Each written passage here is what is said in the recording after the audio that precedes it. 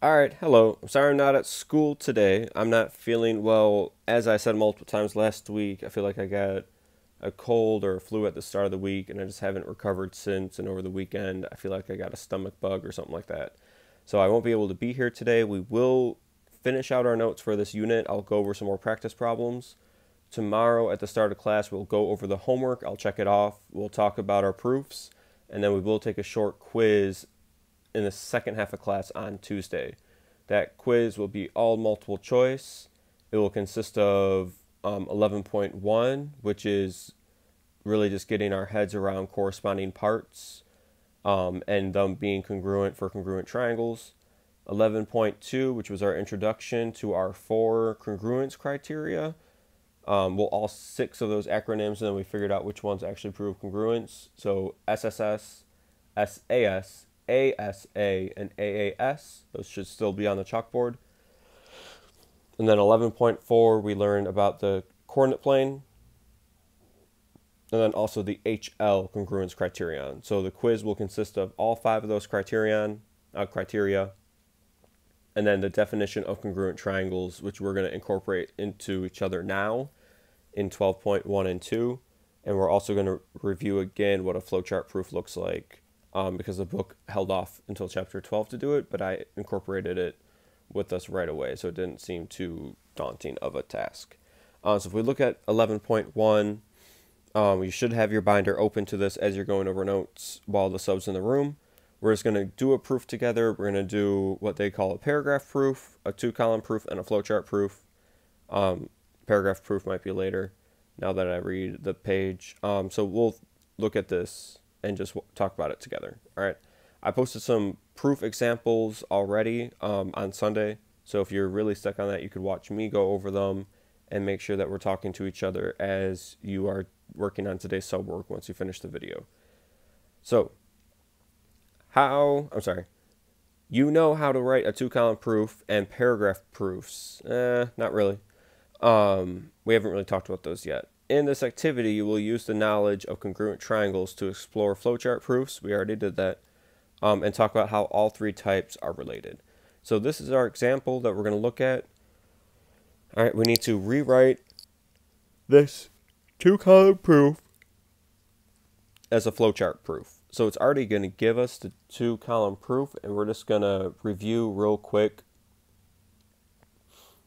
how to write it as a flowchart proof in case we forgot.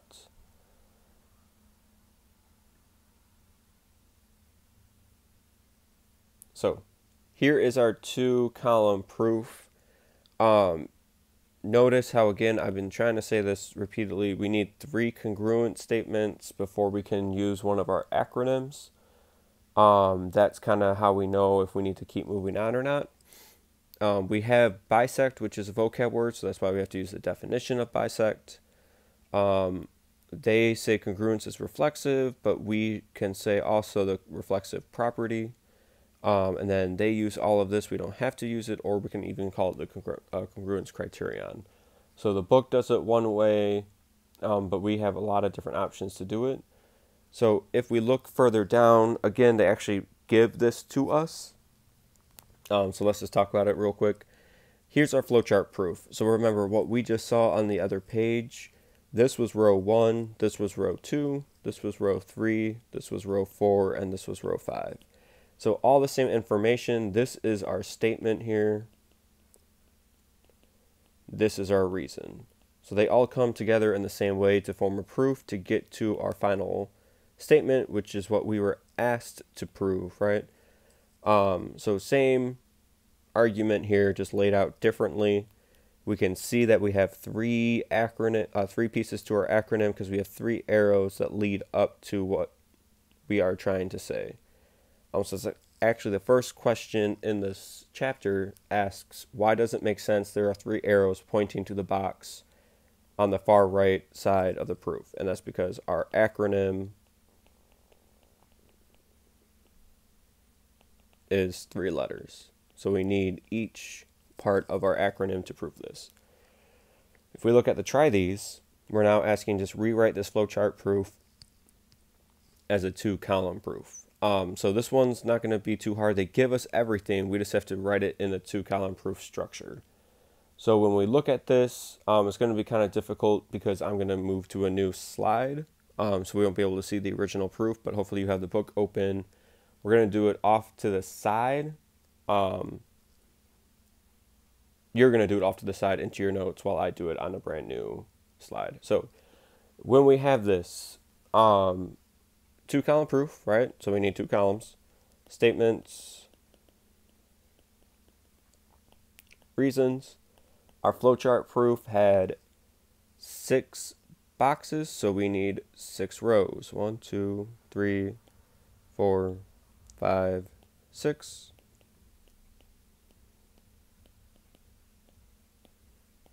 All right. Flowchart proofs, generally you read them top left and then work your way down and to the right. So the first thing we could say is that PQ is congruent to SR. And that the reason is, which is underneath the box, is that it was given. Next, we said, and I said parallel. I said congruent, but it's supposed to be parallel. All right. We don't have our congruent statement yet, so we need to keep going. Because parallel, remember we always said if we see parallel, we should be using our alternate interior angle theorem. And once we say that, we look at our diagram and we should be saying Q, PR, that angle is congruent to angle SRP. The next given that we got, which we know we have to move on because we got our congruent statement, was that side PS, and I almost did it again, side PS is parallel to side QR. That was our given. We're going to be using the same thing again. There's not a lot of options here. If we see parallel, we should go right to alternate interior. But now we have angles SPR is congruent to angle QRP. So we have 2 congruent statements, so we still need one more thing in order to use our 3-letter acronym. And if we look back at our diagram, it is a diamond shape with 1 diagonal. So those 2 triangles share a side, so we can use our reflexive property to say PR is congruent to itself. That is our reflexive property. And then lastly, we need to say what triangles are congruent here. And that's PSR is congruent to triangle RQP. So on tomorrow's quiz, I'll ask you to form these congruent statements based on what the diagram looks like. So make sure you're ready to do that and understand why we have to write them in a specific order. The criterion we used was ASA. All right, so that's just converting if we have one. The next thing we're going to do, which is just full-blown practice problem of looking at a proof and doing it in the book. It uses 1, 2, 3, 4, 5 whole pages of the book are devoted to doing this proof. We don't need all that, and it's quite intimidating to say that. So pages 168 to 173. So we're going to actually use our green papers and fill out those empty templates that are on the back. So that's what we're going to do. So on the next slides, I have what your green paper looks like. So if we look at this, it says, although you can use a flowchart format for any proof, flowchart proofs are usually more useful in longer proofs because they show how steps are logically interconnected. The following sequence of steps will help you plan and write your own flowchart proof. You will use the diagram and statements below to prove that the opposite sides in the diagram are parallel. So we are trying to say AB is parallel to DC. That is not 2 triangles being congruent, but we have to use the fact that these triangles are congruent, and that's what we have to prove in order to say that those 2 sides are parallel. So we're going to get started at this. As I said, I like flowchart proofs more, so we can just end there, and on your project, you'll be given the option for which ones you want to do. So first it says, use a paragraph proof to serve as your plan or pathway. I kind of disagree with the way that this book kind of makes you write paragraph proofs for brainstorming, because a paragraph proof is a legitimate way to write a proof. It's not anything less than. So we're going to jump right to the flowchart proof, and we'll do the paragraph actually last. So if we look at the flowchart proof on the back of your green paper, I copied our diagram for us and what we were given and what we were asked to prove. So M is the midpoint of BD. So that is our first given.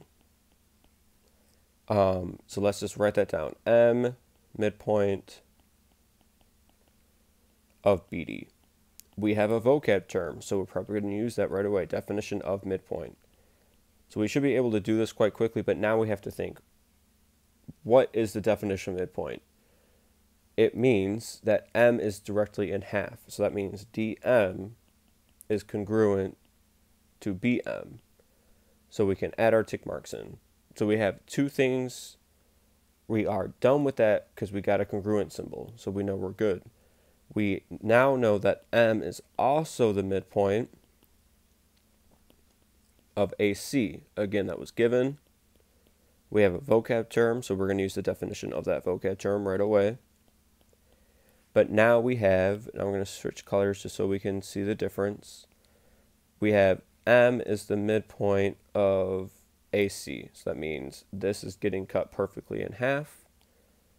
So we're going to say something very similar. We're going to say AM is congruent to CM. We have our congruent symbol, so we know we're done. The next thing, we are out of givens. We have to think of what we want to say. If we look at our diagram and just look at only the triangles, which sometimes helps if you redraw your diagram without so much other stuff going on. If we look at this, we see a bow tie. So we know that we have vertical angles right here at the X. So that's what we're going to say next.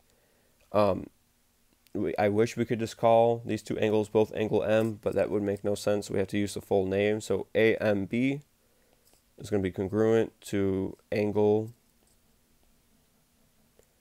CMD, and that's because they're vertical angles. So we have all three congruent statements, and that should lead up to acronym. So let me add our tick marks to the other diagram. So if we look at this, we have a side, an angle, and a side. So if we go around our triangle, we should get SAS. And when we look at this, we need to be careful about our naming. So we can just start at A.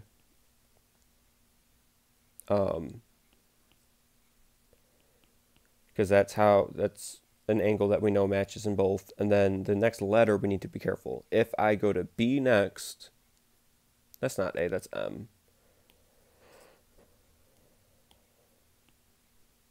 Okay. M is the point. A was just saying that was an angle. That's how we got our acronym. So point M, if we go to B next, that means we traveled along the side that had one tick mark. So if we do that in the other triangle, we travel along the side that has one tick mark, and we go to D, and then we travel along the side that has no tick marks to get to C. Likewise up here, we traveled along the side with no tick marks to get to A. So that's our statement. That's not what we have to prove. So somehow we have to get to AB is parallel to DC. The only way, and this is what a lot of us struggled with when we first studied it, the only way we can prove that lines are parallel are to use a converse. So at this point, we need to add in all the extra stuff we know because we know these triangles are congruent. So that means these two sides match. The angle next to the one tick mark match, and the angles here match. So all these pieces match because we have congruent triangles. So that means if we want to build up to a converse, we need to look for a letter. So remember, for converses, we had F for corresponding, Z for alternate, and a U for same side interior. I only see a Z here, so we can use that.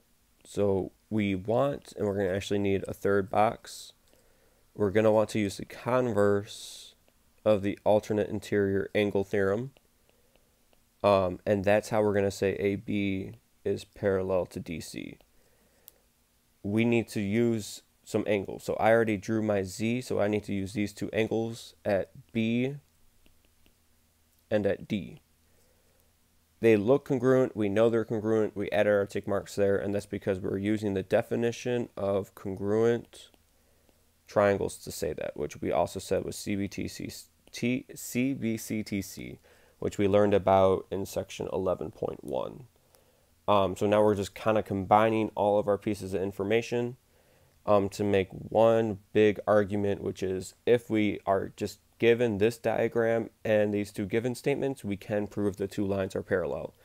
This is what your project on Friday is going to look like.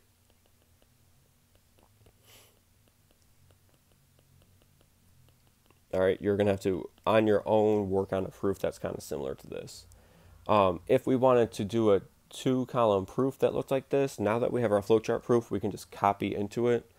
So we're going to fill this out on the green paper as well. So we were given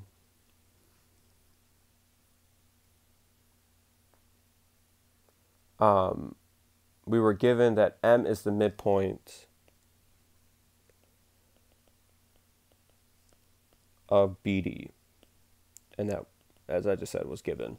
We next used the definition of midpoint to say BM is congruent to DM. We're also given that M is the midpoint of AC. So again, we have a vocab word, definition of midpoint again, to say that AM is congruent to CM. The last thing we had to do was use vertical angles. And because there were vertical angles, we could say angle AMD, no, AMB was congruent to angle CMD. Yeah. We got our 3 congruences.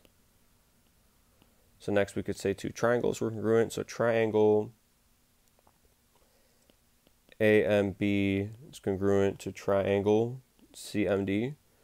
And that was because of SAS. Oops, I'm sorry, SAS. Next we said angle B was congruent to angle D, and that was because of the definition of congruent triangles. And then lastly, we could say finally that our two sides, AB and DC, are parallel because of the converse of the alternate interior angle theorem. So our paragraph proof, which is our new thing, is exactly how you just heard me say it out loud. We just have to write it. So we were given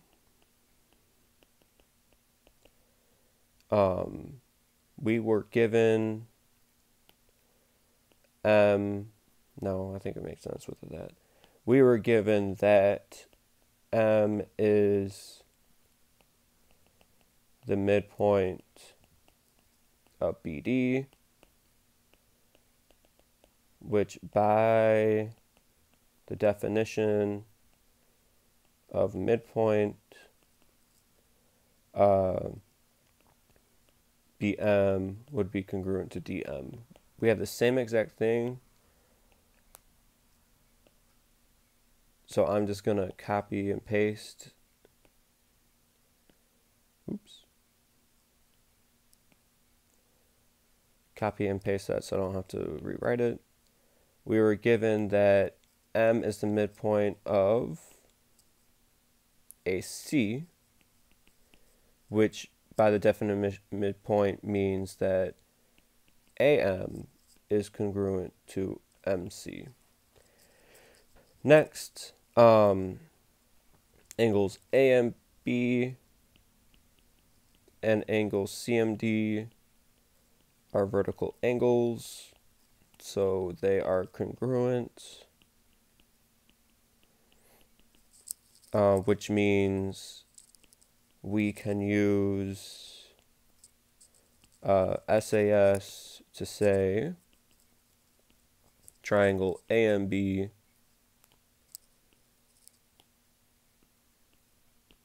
is congruent to triangle CMD. By the definition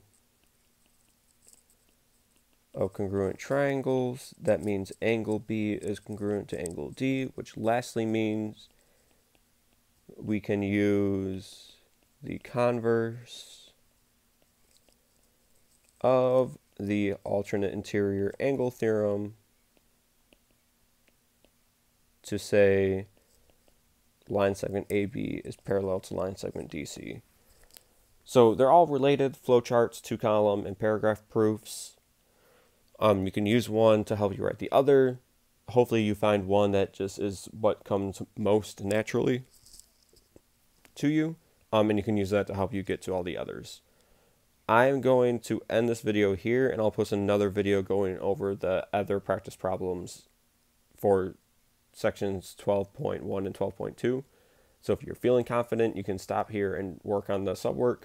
If not, watch the other videos and then try the subwork for homework.